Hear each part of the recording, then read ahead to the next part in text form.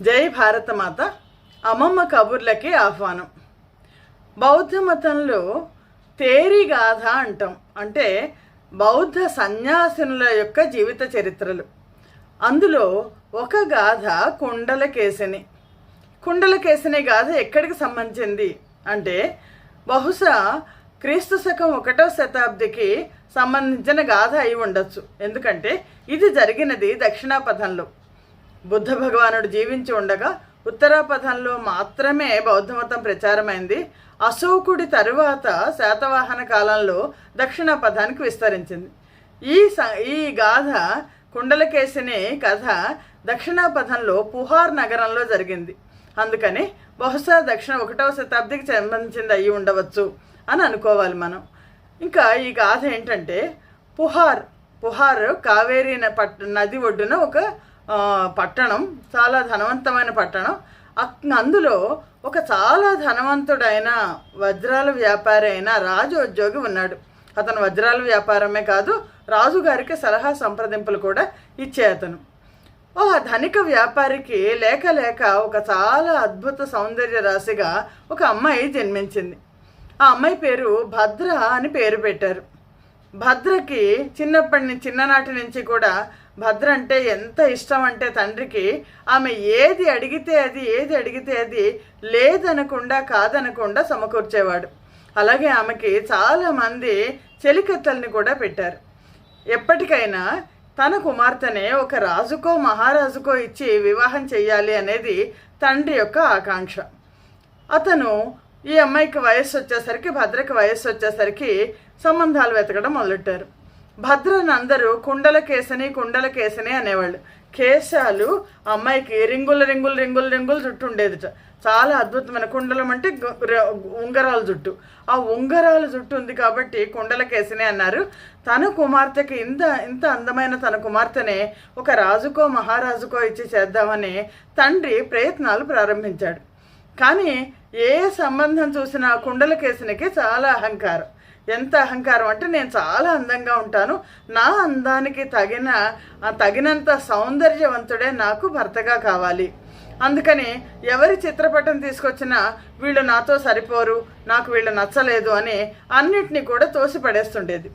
తండ్రికి పిల్ల మీద చాలా ప్రేమ కాబట్టి ఆయన చక్కగా రాజులు మహారాజులు ఊరా మనుషులను పంపించేసి ఎక్కడ అందమైన వాళ్ళు ఉన్నారో వెతికి రమ్మని తన కుమార్తెకి పెళ్లి చేయడం కోసం పంపించి తండ్రి ప్రయత్నాలు తండ్రి చేస్తుంటే ఈ కుండలకేశిని నన్ను మించిన నేనే సౌందర్యవతిని, నన్ను మించిన అందగాడు నాకు భర్తగా రావాలి అనే కోరికతో ఆ అమ్మాయి ఎలాంటి సంబంధం వస్తుందా అనేది ఆలోచిస్తూ ఉండేది. ఒకసారి ఆ అమ్మాయి తన ఇంటి పై భాగంలో ఆమె పచారులు చేస్తే వాళ్ళకి అన్ని పెద్ద పెద్ద భవనాలు ఉంటాయి. పచారులు చేస్తున్నప్పుడు రాజ సైనికులు ఒక దొంగని కాళ్ళకి చేతులకి సంఖ్యలేసి లాక్కుంటూ వెళ్తున్నారు. ఈ అమ్మాయి ఆ దొంగని చూసింది.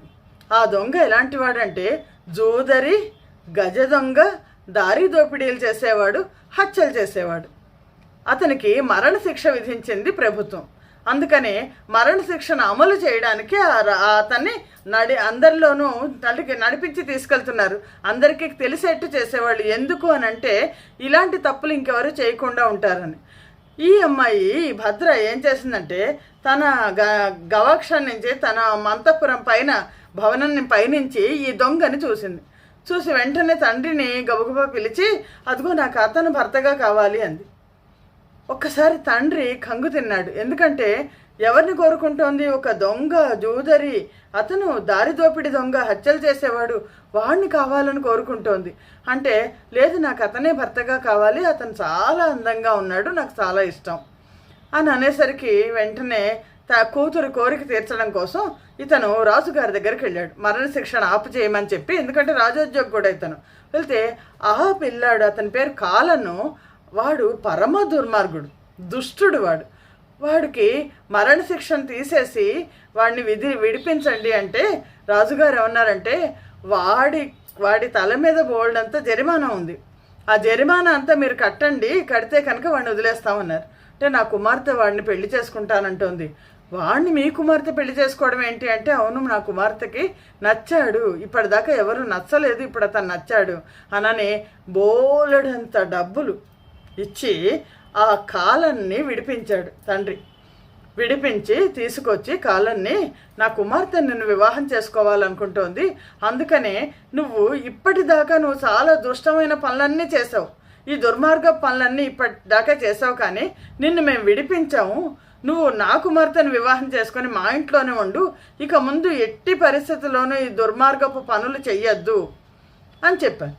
అని చెప్పేసరికి కాళ్ళను ఒప్పుకున్నాడు. ఇంకా ఆనందం, ఎందుకంటే మరణశిక్ష పోయింది, పైగా నమ్ము ఒక పెద్ద ధనవంతుల అమ్మాయిని ఏకైక కుమార్తెని తీసుకొచ్చి పెళ్లి చేస్తున్నారని చాలా ఇష్టంగా ఒప్పుకున్నాడు. రంగరంగ వైభవంగా పెళ్లి జరిపించారు, చాలా గొప్పగా పెళ్లి జరిపించారు. పెళ్ళి అయింది. భద్ర ఈ కుండల కేసుని చాలా ఆనందపడిపోయింది. తాను ఎలా అయితే అనుకుందో, నాకు కావాల్సిన వరుడు నాకు వచ్చాడు, నాకంటే అందమైన వాడు వచ్చాడు, చాలా మంచి టీవీగా ఉన్నాడు అని చాలా ఆనందపడింది. ఈ భర్త కాలను భద్ర వీళ్ళిద్దరూ కూడా చాలా హాయిగా జీవితాన్ని గడుపుతున్నారు. తండ్రి ఏం చేశాడంటే, భద్ర తండ్రి ఈ పిల్లాడిని బయటికి వెళ్ళనివ్వడానికి అనుమతి ఇవ్వాల. బయటికి వెళ్తే మళ్ళీ ఏదైనా తప్పుడు పనులు చేస్తాడా అని బయటికి వెళ్ళడానికి అనుమతి ఇవ్వకుండా ఇంట్లోనే నీకేం కావాలంటే అది, ఎంత సుఖపడాలంటే అంత సుఖపడు, ఏది కావాలన్నా నీ చేతి దగ్గరికి వచ్చేస్తుంది అని సేవకుల ద్వారా అల్లుండి ఏంటంటే రాజ మర్యాదలతో చాలా దేవుళ్లాగా చూసుకోవడం మొదలెట్టాడు. చాలా కొన్నాళ్ళు గడిచింది, బాగానే ఉంది, ఇద్దరు బాగానే ఉన్నారు. కానీ తిరిగే కాలు తిట్టే నోరు ఊరుకోదంటారు కదా, అలాగా ఈ కాలనికి చేతులు దురద పెట్టేస్తున్నాయి. దొంగ కదా, దొంగతనం చేయాలి, ఎక్కడైనా దొంగతనాలు చేయాలని చేతులు దురద పెడుతున్నాయి. ఓ రోజు నేను బయటికి వెళ్ళొస్తాను అన్నాడు. అని అంటే ఈ అమ్మాయి ఏమందంటే, మా నాన్నగారు ఒప్పుకోరు, నువ్వు బయటికి వెళ్ళడానికి వీల్లేదు అంటే, నేను బయటికి వెళ్తే మీ నాన్నగారికి ఏంటి అని అంటే, నువ్వు మళ్ళీ ఈ పాతకాలంలాగా దొంగతనాలు చేస్తావేమో అనేసరికి ఒక్కసారికి కాలానికి కోపం వచ్చింది. అంటే నన్ను దొంగ అంటావా నువ్వు అంటే, దొంగని అంటలేదు, ఇదివరకు చేసావు కదా, ఇక ముందు చేయకుండా ఉంటావు అని అంటే, కాలను ఇంకా వదిలించుకుందాం అనుకున్నాడు భద్రని. ఎలా వదిలించుకోవాలి? వదిలించుకునే ముందర వాళ్ళ నాన్నకు కూడా బుద్ధి చెప్పాలి. అందుకనే నేను నిన్ను చాలా ప్రేమించాను, ఏమని చెప్పాడంటే, మంచి చేసుకోవడానికి నేను బయటికి వెళ్దామని ఎందుకంటున్నానంటే, ఊరి బయట మన పెళ్ళి అయితే ఊరి బయట పైన కొండ ఉంది కదా, ఆ కొండ మీద అమ్మవారి గుడి ఉంది, ఆ గుడిలో మొక్కుకున్నాను నేను నా భార్యను తీసుకొస్తానని, అందుకని బయటికి వెళ్తాను అంటున్నాను అని అనేసరికి భద్రంది చాలా సంతోషిస్తే, నువ్వు మామూలుగా రావద్దు, నేను అమ్మవారికి నిన్ను చూపించాలంటే మొత్తం నీ నగలన్నీ పెట్టుకునిరా అని అన్నాడు. అని అంటే కాలంతో ఈవిడ పాపం చాలా అమాయకంగా తండ్రితో చెప్పి, అమ్మవారి మొక్కు తీర్చుకోవడానికి వెళ్తున్నాం మేమని చెప్పి మొత్తం అన్ని నగలు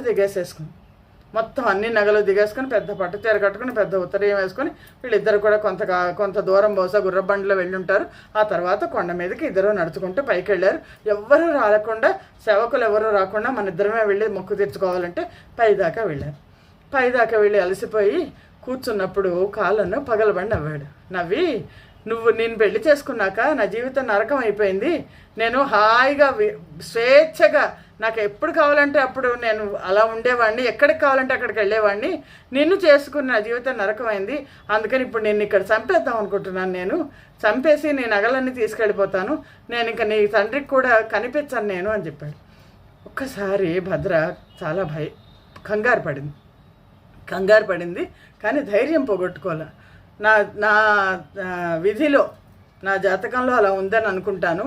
ఎన్నో మంచి సంబంధాలు వస్తే మా నాన్న తీసుకొస్తే నేను చేసుకోకుండా నువ్వు కావాలనుకున్నాను. సరే, ఏదైనా సరే నేను నిన్ను చాలా ప్రేమించాను, కొండ పైన అగ్రభాగంలో ఉన్నారు వీళ్ళు, ప్రేమించాను, నాకు ఒక్క అవకాశం ఇవ్వు, నేను నీ కాళ్ళకి నమస్కారం చేసుకుంటాను అని, కాళ్ళకి నమస్కారం చేశాక నన్ను చంపేసే నువ్వు అంటే, కాలం ఇంత పిచ్చివాళ్ళు ఎవరైనా ఉంటారా, ఇది భర్త అంటే ఇంత పడి చచ్చిపోతోంది అనుకున్నాడు. సరే అలాగే చేసుకుంటే నీకు ప్రదర్శనలు చేస్తాను నేను అని దండం పెట్టి 3 ప్రదర్శనలు చేసింది.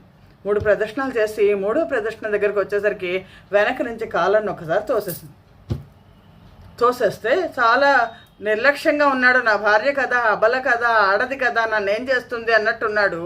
ఒకసారి తోసేసరికి కాలు తప్పి పడిపోయి కింద రాయి మీద పడిపోయి తల పగిలి చచ్చిపోయాడు కాలం. భద్ర భోర్న ఏడ్చింది. ఏడ్చి ఏడ్చి ఏడ్చి ఏడ్చి ఏం చేయాలి, మొత్తం తన నగలన్నీ తీసేసి ఉత్తరీయంలో కట్టేసుకుని దాన్ని భుజాన్ని వేసేసుకుని నెమ్మదిగా కొండ దిగి వచ్చేసింది. కానీ తండ్రి దగ్గరికి వెళ్ళడం ఇష్టం లేదు. ఎందుకంటే తండ్రి చెప్పిన పని చేయలేదు, అవమానం అయిపోతుంది. భర్తను చంపేసింది అంటే ముందర శిక్ష పడుతుంది. అదీ కాకుండా భర్తను చంపిన స్త్రీగా అందరూ అసహ్యించుకుంటారు. అందుకని ఆ అవమాన భారంతో ఆ ఊరు వదిలిపెట్టి వెళ్ళిపోయి కొండనక గుట్టనక ఏడ్చుకుంటూ తిరుగుతోంది తిరుగుతుంటే ఆవిడికి ఒక అడవిలో నడుస్తుంటే ఒక బౌద్ధ భిక్షువు ఎదురొస్తే ఇతను ఎవరో ఇలా ఉన్నాడు, ఆవిడకి చెప్పుకోవడానికి కూడా మనుషులు లేరు అని ఏడుస్తుంటే అమ్మాయి ఎందుకు ఏడుస్తున్నావు నువ్వు అని అడిగాను. అంటే తన కథ అంతా చెప్పి నేను నా జీవితం నాశనం అయిపోయింది, నాకు ఆత్మహత్య చేసుకోవడం ఇష్టం లేదు, నేను ఎలా బతకాలి అని. అంటే అమ్మ నీకేం భయం లేదు, నువ్వు నీ తండ్రి దగ్గరికి వెళ్ళిపో, తండ్రి క్షమిస్తాడు నిన్ను. అంటే నేను నా తండ్రి దగ్గరికి వెళ్ళను. అంటే అయితే నువ్వు ఈ నగల మూటను ఎందుకు మోస్తున్నావు, ఈ నగలన్నీ కూడా నీకు మంచి జీవితాన్ని ఇస్తాయి, వాటిని అమ్మేసి నువ్వు మళ్ళీ ధనవంతురాలు అవ్వు, ఇంకో ఊరు వెళ్ళిపో, తెలియని ఊరు, మళ్ళీ పెళ్లి చేసుకో. నిన్ను పెళ్లి చేసుకోవడానికి నువ్వు అందంగా ఉన్నావు కాబట్టి చాలామంది వస్తారు, నాకు ఇంకా జీవితంలో పెళ్లి మీద ఆశ లేదు. అంటే నీకేం కావాలి అంటే నాకు జీవితం అంటే విరక్తి వచ్చింది అని. ఈ విరక్తి ఎన్నాళ్ళు ఉంటుందో నాకు తెలియదు, కానీ నీకు ఒక మాట చెప్తాను నేను అని ఆ బౌద్ధ భిక్షువు బౌద్ధ ధర్మాన్ని బోధించాడు. మనస్సు ముందు ప్రశాంతంగా ఉంచుకో, నువ్వు చేసింది తప్పు అన్న సంగతి నీకు తెలిస్తే నువ్వు పశ్చాత్తాపడుతున్నావు కాబట్టి ఆ పాపం పోయినట్లే. కానీ నువ్వు నీ ధ్యాన మార్గంలో ఉన్నతమైన స్థాయికి వెళ్ళడానికి బౌద్ధ మతం దోహదపడుతుంది అని ఈ భద్రకి కుండలకేశనికి బౌద్ధ ధర్మాన్ని బోధించాడు. అతను బోధిస్తే కుండలకేశని నన్ను సంఘంలోనికి రాణిస్తారా, ఇలాంటి దుర్మార్గురాలిని నన్ను సంఘంలోకి ఇంత అహంకారిగా ఉన్నానంటే, ఇప్పుడు నీలో అహంకారం లేకపోతే, ఇప్పుడు నీలో దుర్మార్గపు ఆలోచనలు లేకపోతే, నీ జీవితాన్ని నువ్వు మార్చుకుందాం అనుకుంటే నువ్వు సంఘంలోకి ఎప్పుడైనా రావచ్చు నువ్వు అంటే. సంఘారామంలో చేరి ఆవిడ ఏడ్చి తన పాప ప్రక్షాళన అయిపోయాక నెమ్మదిగా ధ్యాన మార్గంలోకి వచ్చి ఆ నగల మూటను అక్కడే పారేసింది. నాకు ఏమీ అక్కర్లేదని తర్వాత సన్యాసిని అయింది. బౌద్ధ సన్యాసిని అవడం అంటే సామాన్యమైన విషయం కాదు. ఎవరికి పడితే వాళ్ళకి బౌద్ధ సన్యాసినిగా ఇవ్వరు. బౌద్ధ సన్యాసిని అయిన వాళ్ళు పంచలాగా ఒకలాంటి కాషాయ వస్త్రాన్ని కట్టుకుంటారు, గుండు చేయించుకుంటారు, ఎలాంటి ఆభరణాలు ఉండవు, ఎవరితోనూ మాట్లాడరు, నిరంతరం ధ్యానంలో ఉంటారు. అలా నిరంతరం ధ్యానంలో ఉండి పరిపక్వ స్థితికి వచ్చాక తేరిగా నాయకురాలుగా సంఘంలో ఉన్న సన్యాసులందరికీ కూడా సన్యాసినులకు బౌద్ధ ధర్మం బోధించే వ్యక్తిగా కుండలకేశిని అయింది. ధ్యానం ద్వారా పరమాత్మ స్థితిని పొందగలిగింది కుండలకేశిని. చాలా అద్భుతమైన గాథ ఇది. ఇందులో ఒక తప్పు చేసిన వాళ్ళైనా సరే వాళ్ళు ప్రక్షాళన చేసుకోవడానికి అవకాశాన్ని ఇచ్చింది బౌద్ధ మతం. ఇది మన భారతదేశంలో కుండలకేశిని గాథ చాలా అద్భుతమైన గాథ. కొన్నాళ్ల క్రితం మేము మా కాలేజీలో కుండలకేశిని నృత్య నాటిక వేయించాం పిల్లల చేత. వేస్తే పిల్లలు చాలా బాగా చేశారు, కాలేజ్ డేకి చాలా బాగా చేశారు, అయిపోయింది అనుకున్నాం. 3 రోజుల తర్వాత నేను రోడ్డు మీద నడుస్తుంటే ఒక ఆయన వచ్చారు. ఒక ఆయన వెనక్కి తిరిగి నా దగ్గరికి వచ్చి, అమ్మ ఎంత మంచి సందేశాన్ని పిల్లలకి ఇచ్చారమ్మా అని అడిగారు. ఏం సందేశం ఇచ్చాము అంటే, తండ్రి చెప్పిన మాట వింటే ఆ అమ్మాయి జీవితం అలా నాశనం అయ్యేది కాదు కదా, తప్పులు చేసేది కాదు కదా, తల్లిదండ్రుల కంటే మించిన వాళ్ళు ఇంకోళ్ళు ఉంటారా మంచి చూసేవాళ్ళు, యువత అందరూ తెలుసుకోవద్దా, మీ నాటకం నేను మా అమ్మాయితో పాటు వచ్చి చూశాను, చాలా నచ్చింది నాకు, నేను మీకు ఆ రోజు కృతజ్ఞతలు చెప్దాం అనుకున్నాను, మీరు నాకు కనిపించలేదు, ఇవాళ కనిపించారు, అందుకని చెప్తున్నాను అన్నారు. యువత అందరూ గుర్తుంచుకోవాల్సింది, ప్రపంచంలో మిమ్మల్ని చాలా ఎక్కువ ప్రేమించేది తల్లిదండ్రులే. అది ఎప్పుడూ గుర్తుంచుకోవాల్సిన విషయం. జై భారతమాత, జై హింద్.